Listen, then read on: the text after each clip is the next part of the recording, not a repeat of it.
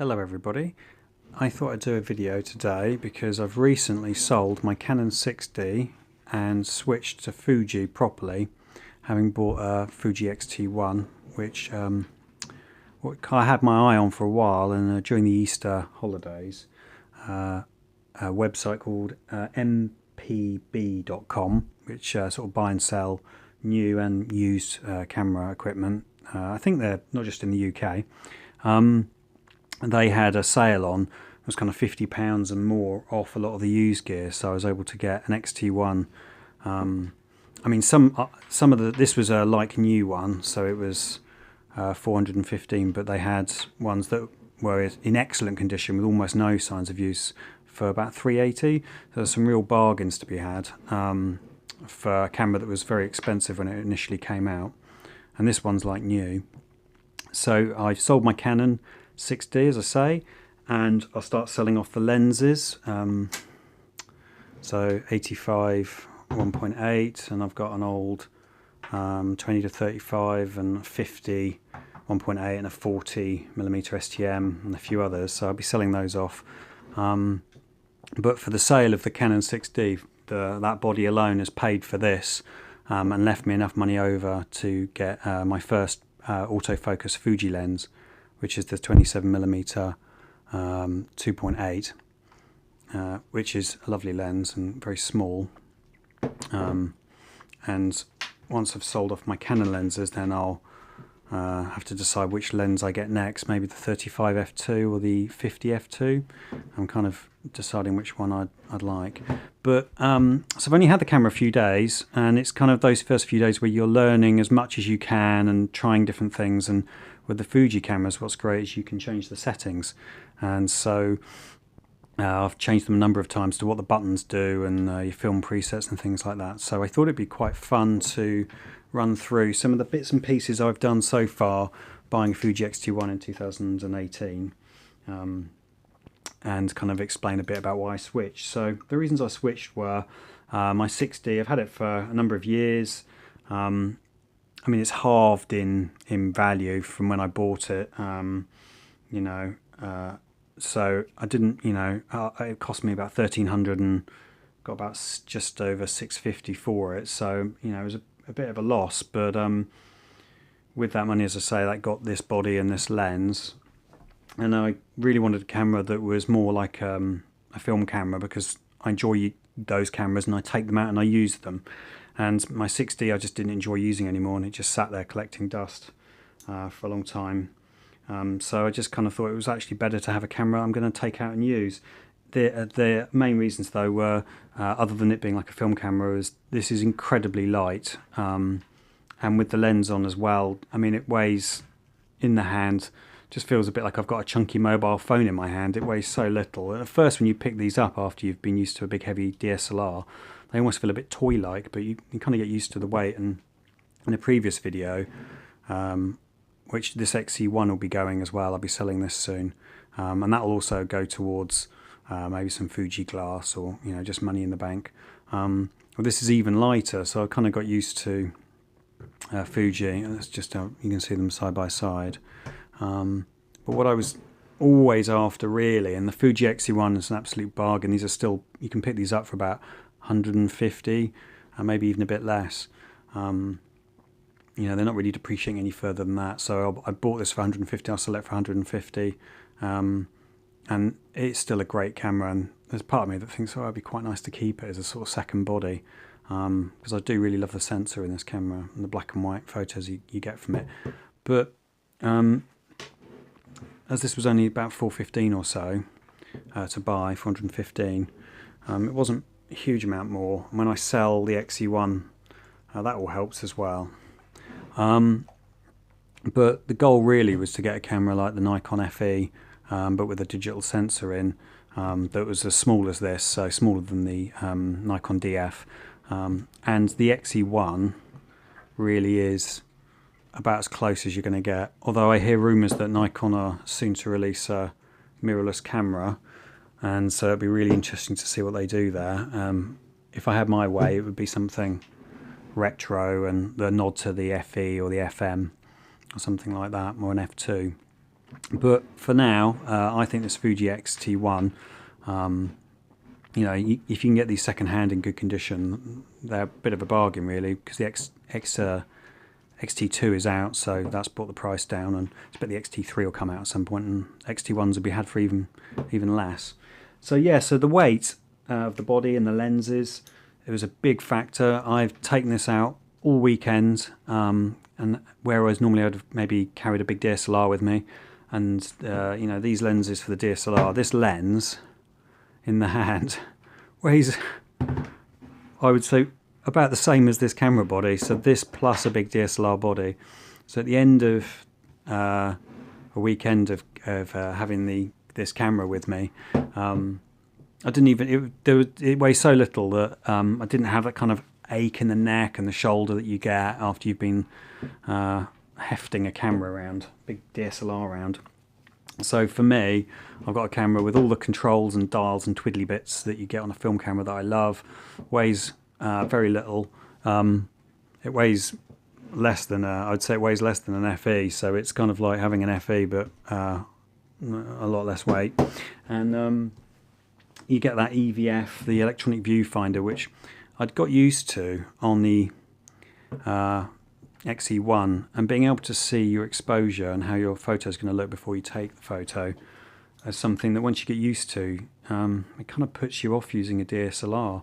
Often with the 6D I take pictures and be a bit disappointed that it seems to expose incorrectly, or you know, and I'd try spot metering, things like that, but you know, it was sometimes, you know, it just wouldn't quite do what you'd expect. And you'd have to retake the shot or dial in a bit of exposure, whereas with this I can look through, see what it's going to do, and dial in the exposure before I even take the photo, because that electronic viewfinder or the screen on the back will show you what you're going to get. Yeah, so it's also the other thing, I mean, moving from the Canon 6D, which didn't have the best autofocus, and had a kind of single focal point in the middle that was good, but the rest of them weren't as good. To go to the XT1, which didn't come out that much longer after the 60 actually, it's almost as old, it's maybe a few years newer, but the autofocus on this is really good, and there's a few different focus modes that you can set it up with, but it's far better than my big DSLR autofocusing really, which was sort of a surprise, but it was great. And then the other reason was having had the XE1 for a little while now, and it didn't have enough dials and things for me really. I wanted to be able to have an ISO dial and things like that, and this has only got +1 and +2 exposure comp, whereas the XT1's got +3. But the other thing was I really like the film presets, and although I shoot RAW and JPEG, I often use the JPEG output from the camera, or when I shoot RAW and then I think, oh, I'd like that in black and white, I'll convert the RAW file using the back of the camera and the menus to a black and white image, and then export it as black and white JPEG, because it comes out as nice as if I'd done it black and white in Photoshop sometimes. Okay, so that was kind of run through of why I switched. So, settings and things that I've done since I've got the camera. So if I turn it on, sort of first thing is here you've got a single shot, continuous shot and manual. And prior to this, with the XE1, I've been using Nikon glass with an adapter. I've got a couple of different adapters. This is just a straight sort of adapter, and then this one's got some glass in it, so it's a focal reducer, so you keep the focal length on the lens, which is a bit more expensive but a much better adapter. So I've not had any actual Fuji autofocus lenses, and when I got one with this, when I bought one and I got this body as well, I had to kind of learn what the difference would be then in terms of using the camera. And what I thought was that M would be just for when you're using manual glass, because that's what I've had it on the whole time I've had the XE1. I've had that on M as well, and then you've got C, which is for continuous focusing, and S for single focus, so it'll lock on. What I actually discovered after a few days was I had this on and I only ever had it on single or continuous. I never thought to put it in M. What I realised was when you've got it on single or continuous, you press down and it will focus, and then take and you press all the way down, it takes the photo. But if you want back button focus, which is what I prefer, flick it to M, and now the shutter will only take the photo. When it's in M, this whoops, let's move that back. I'll take I'll put it in menu. When it's in M, this button here, AFL, becomes back button focus. So I'll see if I can show you. So that's back. It's struggling actually, kind of in this light to. There we go. And then I can take the shot, which is quite nice because if you like back button focus, you can just flick it to M and do it that way, or you can have it in S and then. Oops. I'm not having much luck today. There we go. And then that will lock on and take the photo. I flick back to M and it's back to back button focus again. So this doesn't focus, the back button does. See? Like that. Sorry, that's not, it's hard getting the angles when I'm filming. So that was one of the things I worked out, having only used, which probably most people wouldn't have that, but having only used manual glass and then getting my first autofocus lens, I didn't realise that M setting was also for autofocus lenses, but you know, when you want to use back button focus. Okay, so I've largely left the ISO in auto. You've got a diopter adjustment here, which when I first got the camera, I had to adjust because when I looked through the viewfinder it was very blurry, the image was very blurry, so I adjusted that and then it was nice and sharp, so it's just something to think about. There's a button here for view mode, which flicks the different views, so you've got an eye sensor, so it will detect the between viewfinder and the LCD on the back. Then you've got the I don't know if you can see there, you've got the EVF only, and then you've got the LCD only, and then you keep going. Now this one is essentially it's off, the camera's kind of off until you till the sensor feels you put it to your face, and then just the EVF comes on. So that's quite a nice power saving mode to have it like that, where both screens are off until you put the camera to your eye. I've not often used previous cameras the LCD to take lots of photos. I generally would always use the viewfinder, the EVF, or an optical finder with DSLRs. But with this camera, the display on the back is so good that I found, and because it's got this swivel screen like this, you can kind of do that. You can walk around like that, and it's kind of a bit like using a Rolleiflex, and you're looking down, taking portraits like that. Maybe with street photography, sort of a nod to Vivian Meyer, who would look down at her Rolleiflex and see the image there, and then take the shot. To be able to have that's really lovely, and so I am using the screen a lot more than I thought I would. The other thing is when you flick the camera to M, you get, when you press the display back button, you get a few extra options here, and one of them is this. So you've got like a little mini screen, and when you do back button to focus, oops, sorry, I'm a bit close because the minimum focusing on this is, I'll see if I can, but you get basically, you get a zoomed image here, so you can kind of see what's going on and if it's in focus, which can be really helpful. One of the things I kind of have learnt though is that you've got this focus assist button here, and when you press that, it basically zooms in, and then you can, I need to find something further away to focus on, because, there we go. There we go. And I want to check that that's in focus. I press that and it zooms in.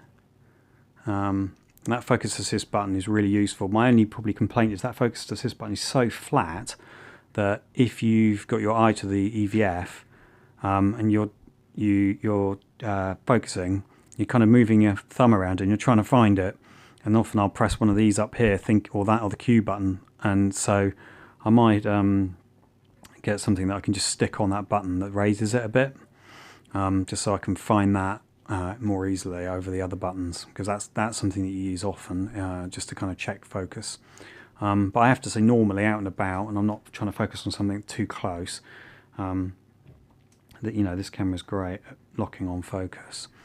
Okay, so that was kind of, and I've watched there's lots of videos out there that go through all the controls in loads of detail, but essentially you got your M mode for manual focus. A lot of the time you'll just leave it in single when you're just taking shots and walking around, leave it in single. You know, you'll lock on, go, yep, that's what I want, and take the shot. And then if your kids are running around and you're trying to get pictures of them as they're moving quickly, or with pet animals or something like that, then flick it to continuous. But then what I found was it will be hunting for focus all the time. You'll get more keepers that are in focus. But what you want to do, and I've assigned this button here as a sort of custom function button to the AF mode. If you change it to zone or wide tracking, then you get this kind of setup.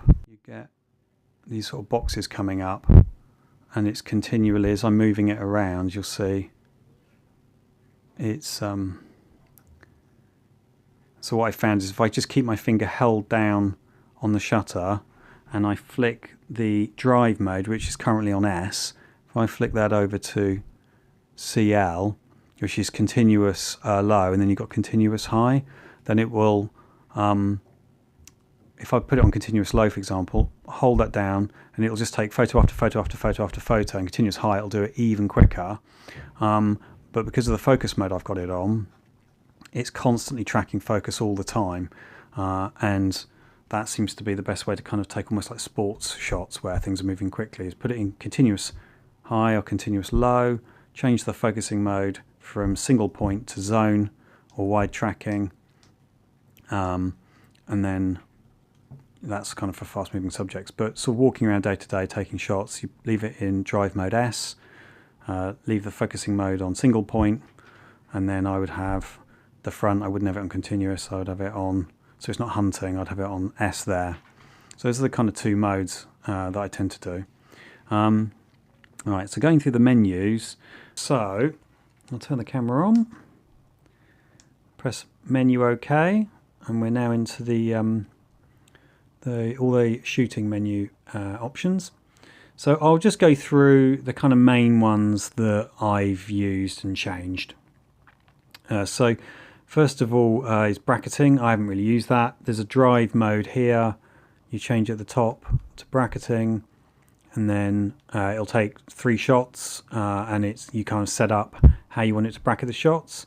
I'll put it back on S for single, but in here you can set them. That was, I think, a half stop, or a third of a stop, 2/3 of a stop, something like that, and you want it at least a full stop if you're bracketing usually. So I changed that there, but I haven't really used it, so that's that. Autofocus settings, the main one here really is AF mode. You've got single point, zone and wide tracking. Most of the time you use single point, but zone is good for sort of fast moving subjects. And then ISO auto settings. So this is quite a good one to tinker with.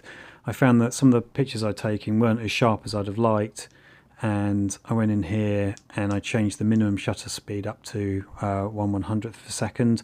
I had it a lot lower, I think it was 1/30th, 1/40th, and I was just finding I wasn't getting, in lower light indoors and things, I wasn't getting, my shots weren't as sharp as I'd have liked. I'd rather there was a bit of noise and it was sharp than it was blurred and it shot at lower shutter speed. So I sort of forced the camera to shoot at least at a minimum of 1/100th of a second. Image size I left alone because that's the best. Image quality I've set to fine, which is sort of I think that's the best quality JPEG setting from memory, and then plus raw. Dynamic range left at 100%, which I'm reliably informed that that's the sort of best setting to have that left on.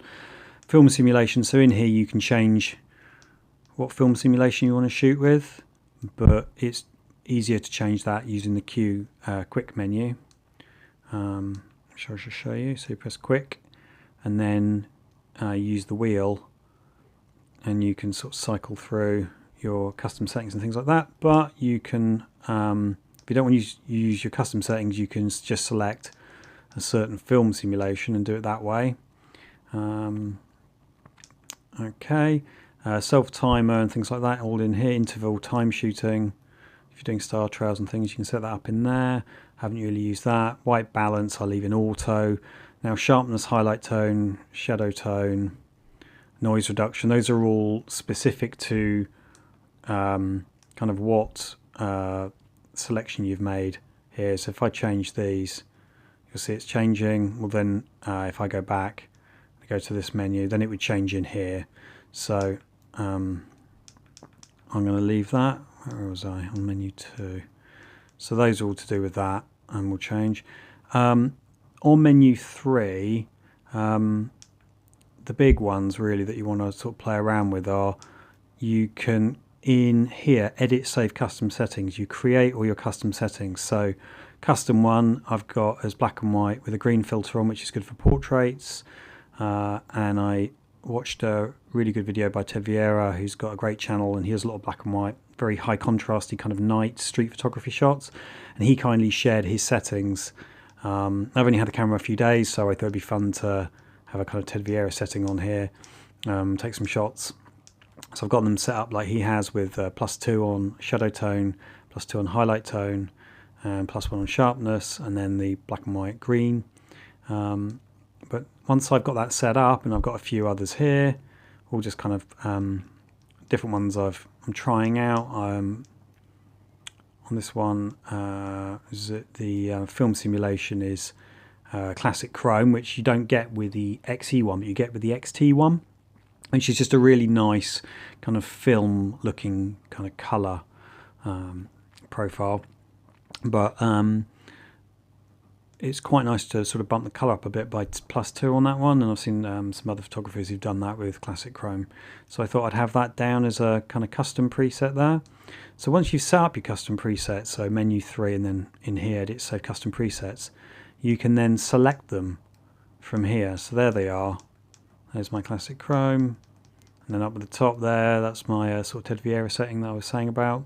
So now they're there, and then if I want to use them, I can press quick and then use the wheel, and then you'll see that they start to come up. So if I go to 7, that's the classic chrome there with my +2 of colour. So it makes them available. Sorry about the focus there. So it makes them available through the quick menu. Mount adapter settings. If you're putting a manual lens on, you can set in here what focal length it is. That's, I think, just for EXIF data. Shoot without a lens on. I always leave that as on, so it'll allow me to shoot with without a lens, which is essentially when you want to mount a Nikon lens with an adapter, or a Canon lens without an adapter, or something like that. Otherwise, if it detects there isn't a Fuji lens mounted, it just won't let you take the photo. Manual focus assist in menu 4. So this one I've played around with a lot. Standard is what I leave it on most of the time. You've got digital split image, which is a kind of digital version of what you get with an old rangefinder like a Leica, where as you manually focus, the kind of images line up, which is quite cool, but I don't tend to use it. Focus peaking is really great. If I'm shooting in black and white, which I do tend to, then when I look through the viewfinder or the rear screen, this LCD here, everything's in black and white. And then if I've got my focus peaking set to red, then what's in focus will kind of have a pixelated red kind of image around it, which makes it easier to manually focus. That being said, I tend to leave it in standard, and then when I'm focusing on something, I'll click focus assist and it will zoom in. I can't really show you here, but like if I focus on that and then I press focus assist, it zooms in and I can see that that's in focus. So I sort of don't really feel like I need to use some of these other like focus picking and things as much, but it's all personal taste and playing around with things. When I got this camera, I got the 27mm f2.8, which was my first autofocus Fuji lens. So I haven't just for the last few days used many manual focus lenses on the camera, but I expect I'll be playing around with that setting more as I do. A lot of these other ones haven't really been of use to me at the moment. So down to menu 5. The wireless is great. There's a button on the top for it. You can change this button here with a red circle. You can change the Wi-Fi. You can change these 4 going around the menu. Circular ones there, and you can change. There's one here you can change as well. These are all function buttons. I'll come to that in a minute. But I've left wireless as it is because it sort of says Wi-Fi underneath it, and it's worked really well. So I haven't really used many of the... so shutter type, I played around with. Electronic shutter essentially is a bit like you get in your mobile phone. There's no sort of moving parts, it just takes the picture electronically and silently. So it's good sort of street photography and things like that, but I tend to just leave it in mechanical shutter. I'm really not sure what the combined version would give you, but I'll just leave that mechanical for now. Haven't used any of those. Right, so then down to let's check. Yeah, down to the first one here. So these are your kind of settings for the camera that are more to do with the sort of overall kind of system settings rather than how it takes photos settings. So sound and flash off. First thing I did was turn that off. I don't want it beeping every time I use the menus and take pictures and things. Sound setup, again, turned it all off or down. I want it as, you know, takes a, if I take a photo, yeah, it makes noise there, but that's it. It's not beeping, making any kind of artificial noises. Right, let's go back down. So that's that. Screen setup. So you can decide whether you want it to, when you take a photo, it show you the photo. I had that off for a long time, but I'm now got it on I got it on half a second, just so I can have a quick look. It'll either show it to you through the EVF or on the back of the screen. I left that on. That's so it rotates as you turn the camera. The information rotates with you when you're looking through the EVF when you're taking pictures. Brightness and that I've all left alone. And then under display custom settings, so when you're looking through the EVF or the back of the screen, there's lots of things on there that you can see, and I've unticked lots of them because it was getting a bit cluttered, and I just kept on the kind of core things that I thought I'd need, like the battery level and that sort of thing.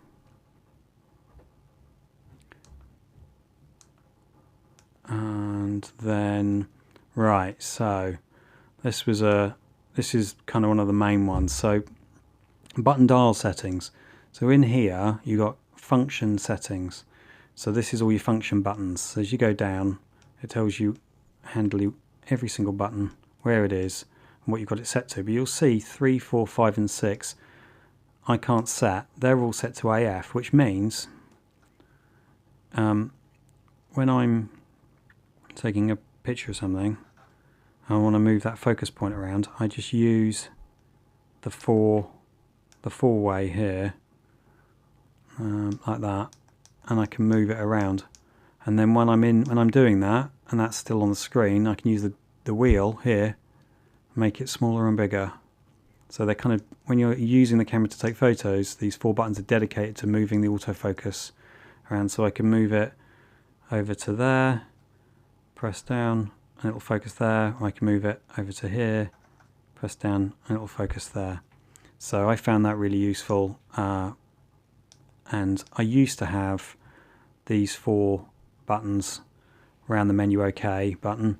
set to different things, but I actually found that under button settings it was better to have them for controlling the focus point. And how you do that is you go down to selector button settings and you select focus area, and it makes those 4 buttons to do with the focus area. If I put them on function button and go back up, and go back into function settings, I can now select those 4 buttons to something else. But it is much more useful, I find, to have them as focus area, and then you'll see that they're just to do with, those 4 are to do with moving the focus point around, the autofocus point around, that is. Command dial settings confused me for a bit. Essentially what this does is control this wheel here and this wheel here. So if you want this to change your aperture, then you use the bottom one. So F is for f-stop, I think. And if you want the shutter speed to be kind of predominantly on the front, I think, and your aperture, your f-stop, f2.8, etc. on the back, and you use this to change your f2.8, etc. Then but I prefer it to be the front one. So then if I'm moving the front wheel now with my finger, it's changing it. So I'm just going like that. You're saying that felt more natural to use that finger to do it, then it leaves my thumb free to use focus assist and things without having to use this wheel. So playing around with it, I changed that. So that was the front wheel that changed the f2.8 aperture, etc. So within button settings, that was about it really. I haven't played around with this one yet. And I haven't used any of these. Power management, so this is a really important one. If you change the power management setting to high performance and on, it improves the autofocus, it improves the speed, I think, that it saves to the SD card, and that it buffers images and things like that. So basically makes it a better camera. So why wouldn't you have that on? Well, the only reason is that it eats the batteries a little bit quicker. But I would say anybody that's got a Fuji XT-1 or an XE1 or an XT2 X Pro, etc., have a couple of batteries, and then you can have this on, and you've got a faster camera. I've got 3 batteries at the moment, so I keep them all fully charged as much as possible, and then I leave that power management on. If the battery was starting to run really low and I didn't have a spare battery, I wouldn't have that on. But so you've got normal sensor cleaning there, and the rest of those I haven't used. Connection settings to do with the Wi-Fi, that all works really well. Haven't had to mess around with it or change settings particularly. I think this is a second-hand camera, so when I got it under wireless settings, I had to reset them here, but that was about it. And then it just found my phone and worked. You can edit the quick menu, which is this menu, and what you have on it, but everything that's on there I've found is fine. And works for me. So that was kind of the things I've set up really. So now when I use the camera, I decide if I'm going to do single shot, continuous, or M for manual, which would be if I'm putting manual lenses on. And if even if I'm using an autofocus lens, if I put it in manual, then the advantage of that is I get back button focusing. That AFL acts as back button focus. When it's in single or continuous, it doesn't. Taking the photo with the shutter button, it half press would focus, and then full press would take the photo. When it's in M, it then becomes like a back button focus setup, where pressing the shutter button only takes the picture, doesn't focus. That's kind of how I use that. I've got this button here, function button, which I think originally when you get the camera is maybe set to record video.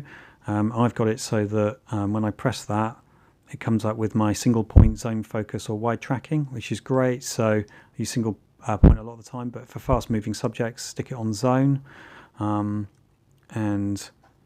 it kind of puts boxes around things as you have to also put it on continuous like that, I find. And then as you're moving it round, you see it's locking focus onto everything. So for really fast moving subjects, continuous, put it on zone, and then if you want to fire off lots of shots, take it from single shot and put it on continuous low or continuous high.